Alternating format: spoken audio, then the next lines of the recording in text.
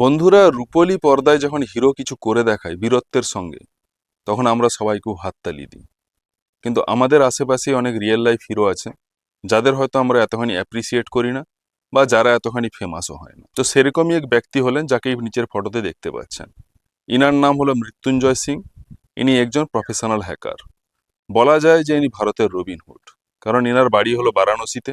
ইন্ডিয়ার অন্যান্য জায়গার মতো ওখানেও এরকম প্রচুর গরিব লোক আছে যারা সাইবার ক্রাইমের ভুক্তভোগী।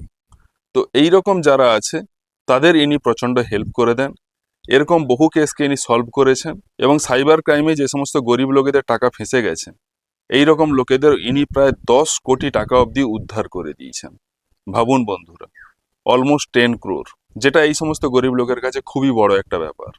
এবং এখানেই শেষ নয় বন্ধুরা, ইনি যে এত ভালো একটা কাজ করেছেন, তার জন্য একটা পয়সা অবধি কারু কাছ থেকে চার্জ করেননি। উইদাউট এনি কস্ট ইনি এই কাজটা করেছেন, শুধুমাত্র লোকের ভালো করার জন্য। তো এইরকম রিয়েল লাইফ হিরোদেরকে আমি আমার তরফ থেকে স্যালুট দেব, এবং চাইবো যে দর্শকরা আপনারা সবাই ইনাকে খুবই ফেমাস করুন। He deserves it. Thank you.